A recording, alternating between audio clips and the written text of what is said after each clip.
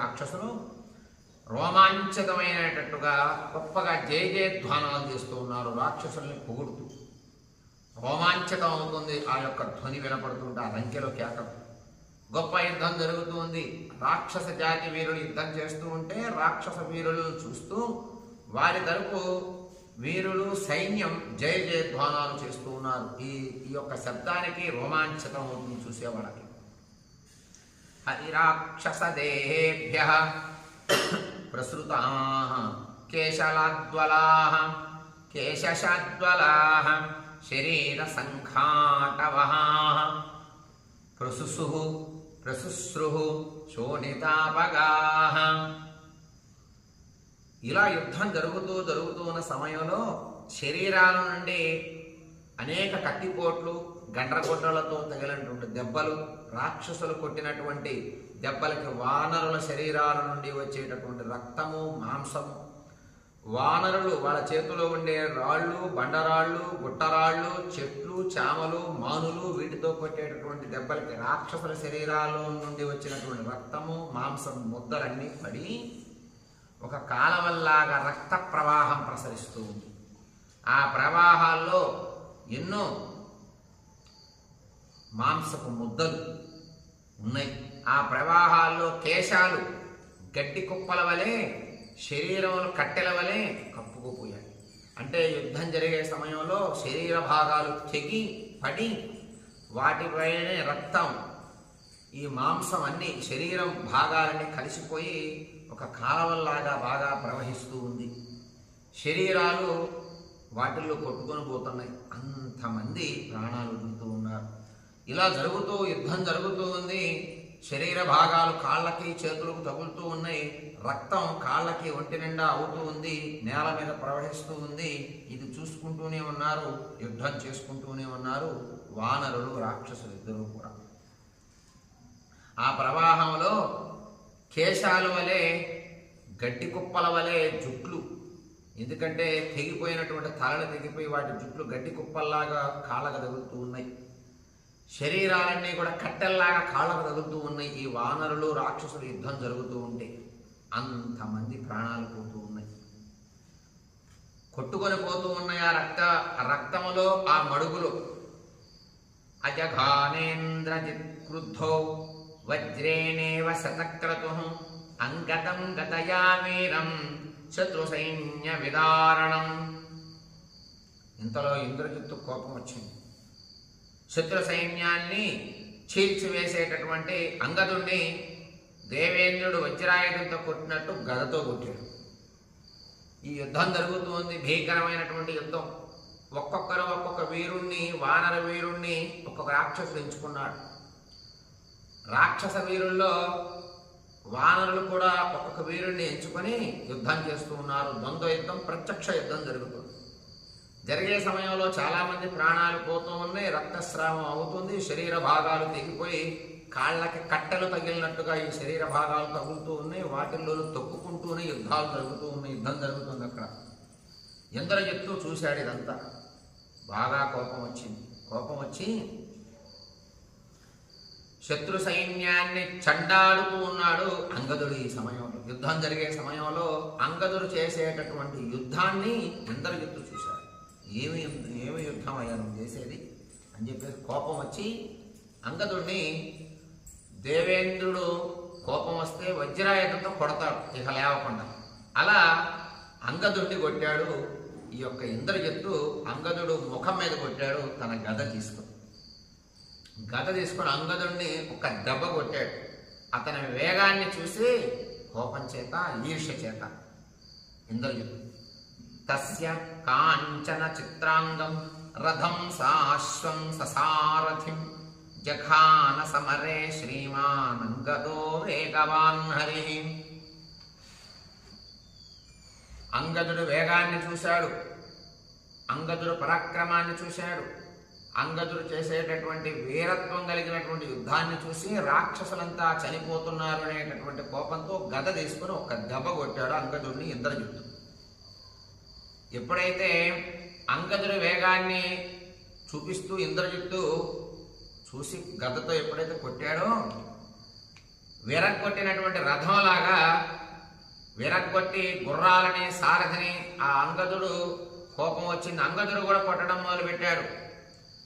ఈయన ఇంద్రజిత్తు ఒక రథం మీద ఉన్నాడు కదా, ఇంద్రజిత్తు ఎక్కినటువంటి బంగారంతో తయారు చేయబడినటువంటి చక్రాలతో ఉండేటటువంటి రథం ఏదైతే ఉందో దాన్ని ఈ యొక్క అంగదుడు దెబ్బ తగలగానే ఆ కోపంతో ముందు ఇంద్రజిత్తు ఎక్కిన రథాన్ని నడిపేటటువంటి సారథిని కొట్టాడు అంగదుడు. వెంటనే గుర్రాలని కొట్టాడు, తర్వాత రథాలని ఎరగొట్టాడు, సారథిని చంపేశాడు అంగదుడు. సంపాతిస్తు ప్రజఘ్నేన త్రిభిర్బాణై సమాహిత నిజఘాన అశ్వకర్ణేన ప్రజఘ్నం రణమూర్ధని. ప్రజంగుడు 3 బాణాలను ప్రయోగించాడు ఆ సమయంలో. సంపాతి ప్రజంగుని మద్ది చెట్టుతో ప్రజంగుణ్ణి సంపాతి అనేటటువంటి వానర వీరుడున్నాడు. ప్రజంగుడు అనేటటువంటి అతన్ని రాక్షసుడిని మద్ది చెట్లతో కొట్టి చంపాడు. జంబుమాలి రథస్థస్తు రథశక్త్యా మహాబలః విపేద సమరే క్రుద్ధో హనుమంతం తదంతరే.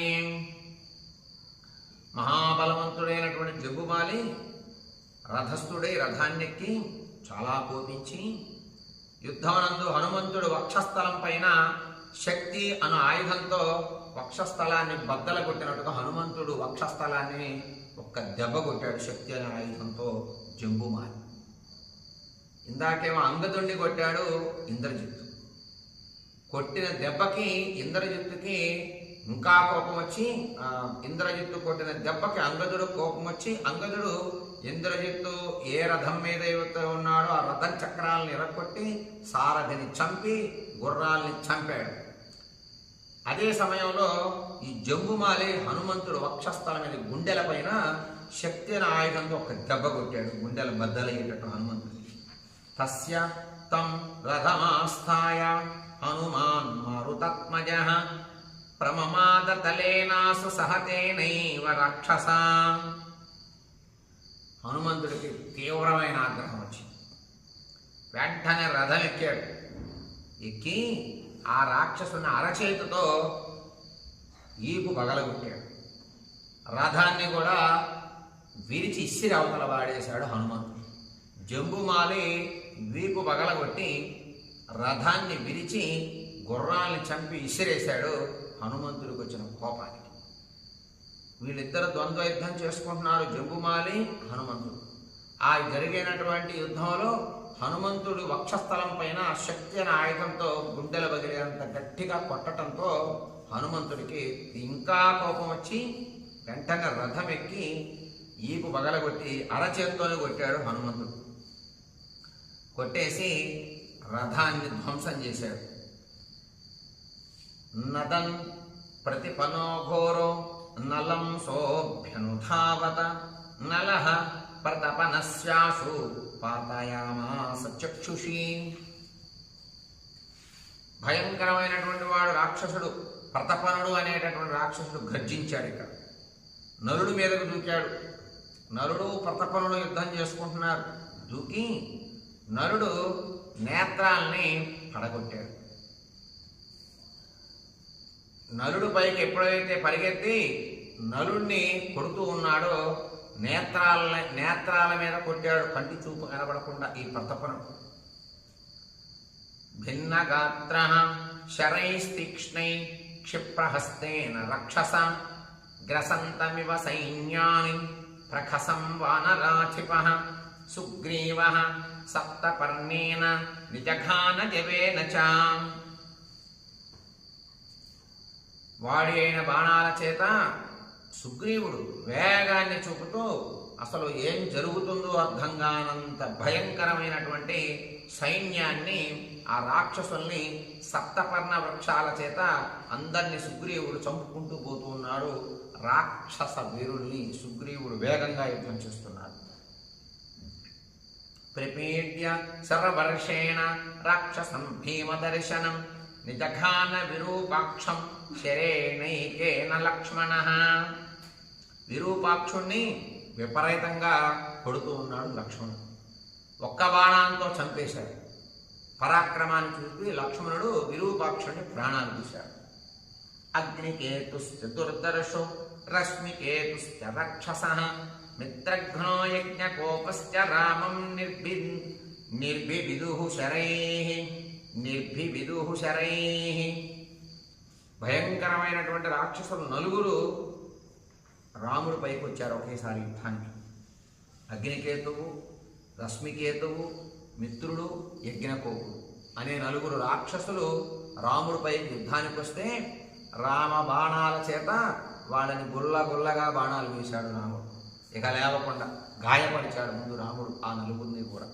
అగ్నికేతువు, రశ్మికేతువు, మిత్రఘ్నుడు, యజ్ఞకోపుడు అనే నలుగురు రాక్షసులు కూడా ఇక యుద్ధం చేయటానికి వీలు లేకుండా, నడవటానికి వీలు లేకుండా శరీరం అంతా గుల్ల అయ్యేటట్టుగా బాణ పరాక్రమంతో వాళ్ళని ఆపాడు రాముడు. తేషాం చతుర్నాం రామస్తు శిరాంసి సమవేశరైః క్రుద్ధశ్చతుర్భిశ్చిచ్ఛేదా ఘోరైరగ్ని శిఖోపమైః. రాముడికి తీవ్రమైన కోపం వచ్చి అగ్నిజ్వాల వంటి 4 భయంకరాలైనటువంటి బాణాలు ఒకేసారి ఆ ధనస్సును పట్టుకొని 4 బాణాలు ఒకేసారి వదిలాడు రాముడు. వదలగానే నలుగురు రాక్షసులు ఉన్నారు పక్కనే. ఈ 4 బాణాలు వెళ్ళి నలుగురు తలల్లోకి దిగి శిరస్సులు తెగిపోయాయి. ఒక్కసారి బాణం ఒకేసారి వేశాడు. ఆ బాణంలో సంధించింది 4 ధనస్సులో పెట్టినటువంటి 4 బాణాలు రాముడు ఒకేసారి వదలగానే 4 బాణాలు వెళ్ళి నలుగురు శిరస్సును ఖండించేశాయి. అంతటితో ఆ రాక్షసులు చచ్చారు అక్కడే. వజ్రముష్టిశ్చు మహిందేన ముష్టినా నిహతోరణి పపాత సరథః సాశ్వః పురాట్ట ఇవ భూతలే. మైందుడు పిడికిళ్ళు బిగించాడు. వజ్రముష్టి రథాన్ని గుర్రాలని గుద్దేసి నేల మీద పడేశాడు మైందుడు అనేటటువంటి వీరుడు. వజ్రముష్టి అనేటటువంటి రాక్షసుణ్ణి కింద పడేశాడు. రథాన్ని రగ్గొట్టాడు, గుర్రాలను చంపాడు. ఆ రాక్షసులను కూడా కింద పడేసి ప్రాణాలు తీశాడు. నికుంభస్ఫురణే నీలం నీలాంజన చయప్రభం నిర్భివేద శరైస్తీక్ష్ణైః కరైర్మేఘమివాంశుమాన్.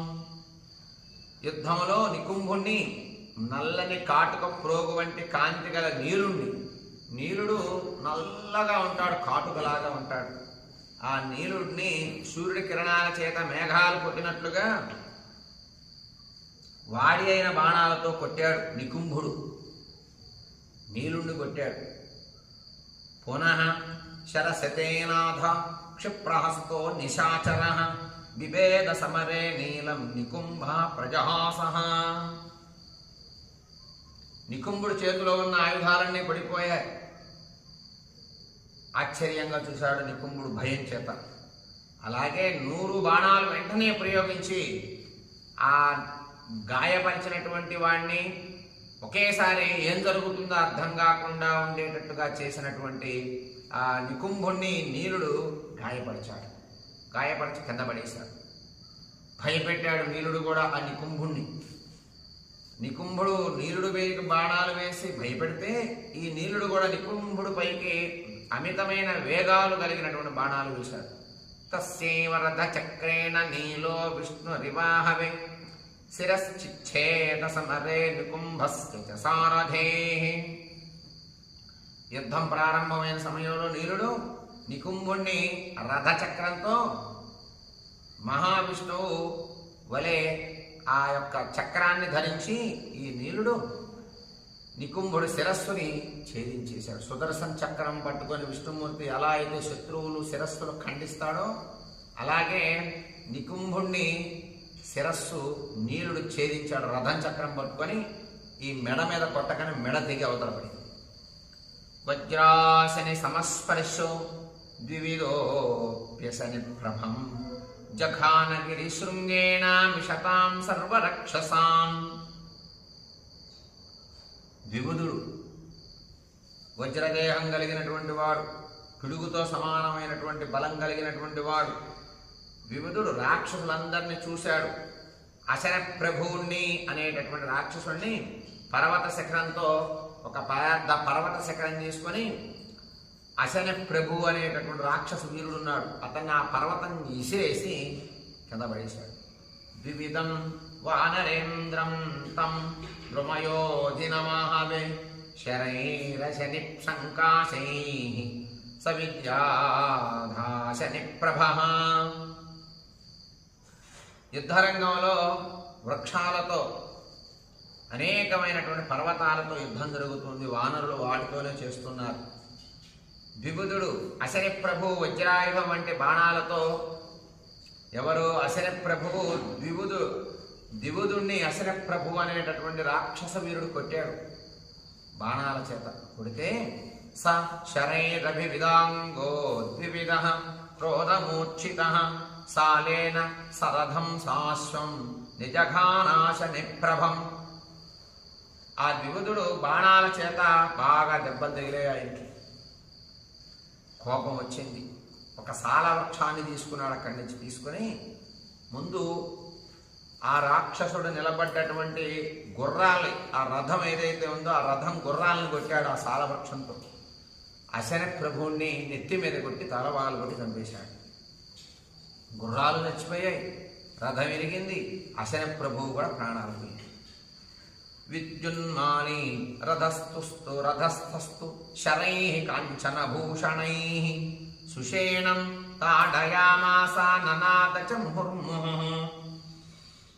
రథాన్నెక్కి విద్యున్మాలి బంగారం చేత అలంకరింపబడినటువంటి బాణాలతో సుషేనుణ్ణి అనేక పర్యాయాలు కొట్టాడు. సుషేనుణ్ణి కొట్టి పెద్ద సింహానాదం చేస్తున్నాడు పరాక్రమంతో, ఆనందంతో. సుషేనుణ్ణి కొట్టాను అనే ఆనందంతో విద్యున్మాలి చేసేటటువంటి పరాక్రమాన్ని చూశాడు ఈ సుషేనుడు. తం రథస్థమధ్యో దృష్ట్వా సుషేణో వానరోత్తమః గిరిశృంగేణ మహతా రథమాశూన్యపాతయతు.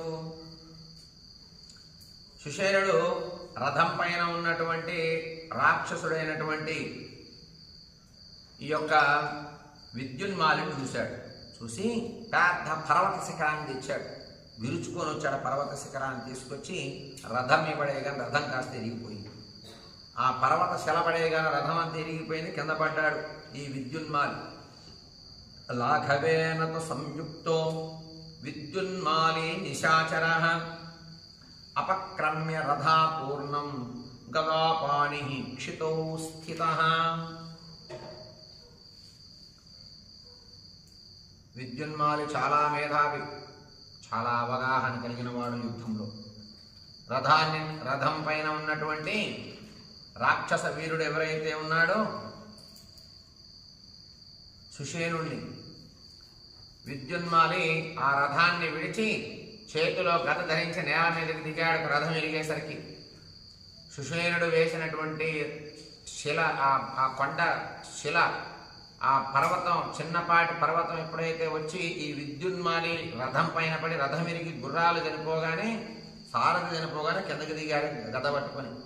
తతః క్రోధ సమావిష్టః సుషేణో హరిపుంగవః శిలాం సుమహితీం గృహ్యా నిశాచరమభిద్రవతు. బాగా కోపం వచ్చింది సుషేనుడికి. పెద్ద శిల తీసుకొచ్చాడు, ఒక బండరాయి. రాక్షసుడి మీద దుమికి ఆ శిలతోనే కొట్టాడు. తమాపతంతం గదయా విద్యున్మాలి నిశాచరః వక్షస్యభిజగానాసు సుషేణం హరిపుంగవం. విద్యున్మాలి మీదకు వచ్చినప్పుడు ఆ వానర శ్రేష్ఠుడైనటువంటి సుషేనుడిని వెంటనే గదతో వక్షస్థల మీద కొట్టాడు. విద్యున్మాలి బాణాలతో గద తీసుకొని ఈ సుషేనుడి దగ్గరకు వచ్చినప్పుడు ఈ సుషేనుడు ఆ విద్యున్మాలి గుండెలు చీల్చే విధంగా బండసలే తీసుకుని వక్షస్థలాన్ని కొట్టగానే అక్కడే ప్రాణాలు పోయాడు ఈ విద్యున్మాలి ప్రాణాలు. గదా ప్రహారం తం ఘోరమచింత్య ప్లవగోత్తమః తాం తూష్ణీం పాతయామాస తస్యోరసి మహామృతే.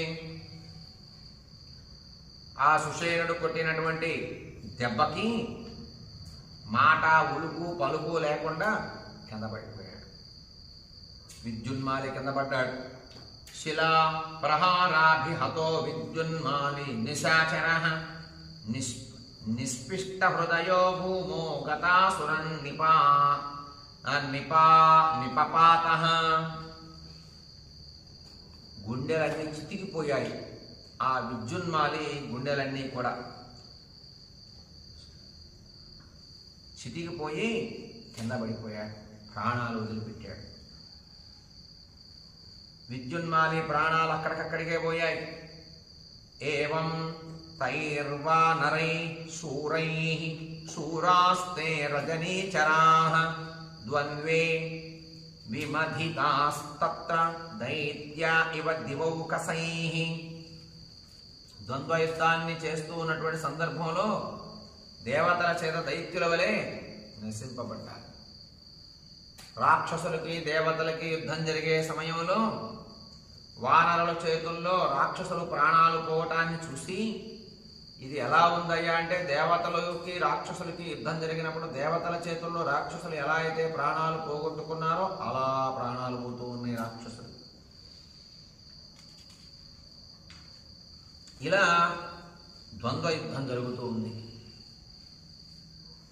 43వ సర్గలో మనకి ఈ సందర్భం కనబడుతుంది. రాముడు, లక్ష్మణుడు, సుషేనుడు, అంగదుడు, మైందుడు, ద్విబుధుడు అందరూ యుద్ధం చేస్తున్నారు. విభీషణుడు చేస్తూ రాక్షస వీరుల్ని ఎదుర్కొంటూ ప్రాణాలు తీసుకుంటూ ఒక సందర్భంలో కొంతమందిని ప్రాణాలు తీసేస్తారు. ఆ సందర్భం మనకి ఈ యొక్క 43వ సర్గలో కనబడుతుంది. 44వ సర్గలో ఏం జరుగుతుందో మనం రేపు పారాయణ చేసుకుందాం.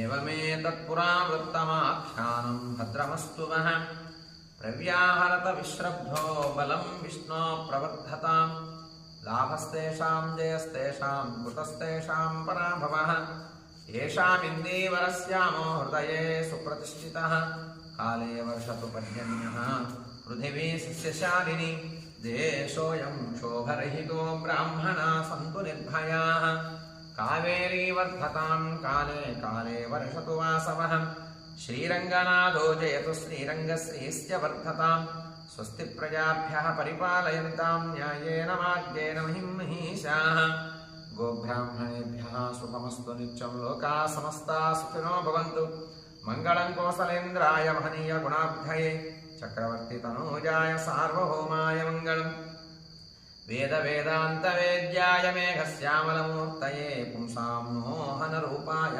పుణ్యశ్లోకాయ మంగళం విశ్వామిత్రాంతరంగాయ మిథిలానగరీపతేః భాగ్యానాం పరిపాకాయ భవ్యరూపాయ మంగళం పితృభక్తాయ సుకృతం భ్రాతృభిः సహ సీతయా నందితాఖిలలోకాయ రామభద్రాయ మంగళం మంగళాశాసనపరైర్మదాచార్య పురోగమై సర్వైశ్చ పూర్వైరాచార్యై సత్కృతాయాస్తు మంగళం राजा रामचंद्र प्रभु की जय, सीता माता को जय, लक्ष्मण स्वामी की जय, पवन सुत हनुमान की जय, वाल्मीकि महर्षि की जय, नारद महर्षि